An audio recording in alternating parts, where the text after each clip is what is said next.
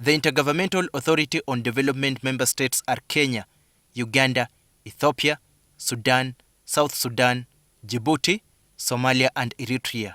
The bloc is tasked with promoting regional cooperation and integration to add value to member states' efforts in achieving peace, security and prosperity. However, the escalating diplomatic tensions among some IGAD member states like Ethiopia and Somalia and an internal conflict in Sudan could probably be some of the tough and critical issues that the IGAD Secretariat has to deal with in exercising its role.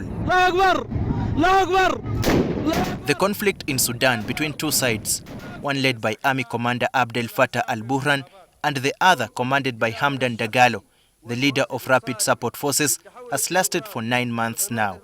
Previous attempts by IGAD to bring together the two army generals who are struggling for power have hit a dead end. The success of international institutions, especially intergovernmental organizations like IGAD, depends on the willingness and readiness of their member countries to effectively allow these institutions to become operational. The conflict in Sudan today is a quarrel between brothers.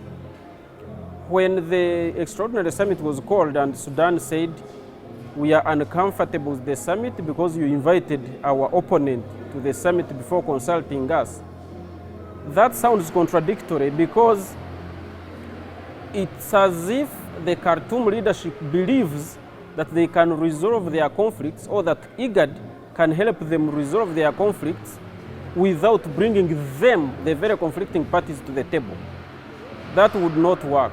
Rwengabo says IGAD could consider other options to restore peace in Sudan, including seeking assistance from regional and international bodies like the African Union, the United Nations, among others. There could be two alternatives to dialogue. One is to force it on them, mobilize an IGAD force, deploy in Sudan and enforce a ceasefire.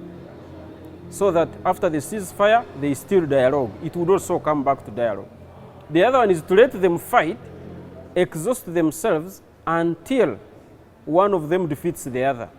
But given the civilian death toll and the damage that is caused both to the region in terms of refugees, in terms of disruption of trade between Sudan and other regional neighbors, and in terms of the human damage and cost of a prolonged war until one group defeats the other, dialogue, in my view, is the best option that IGAD takes.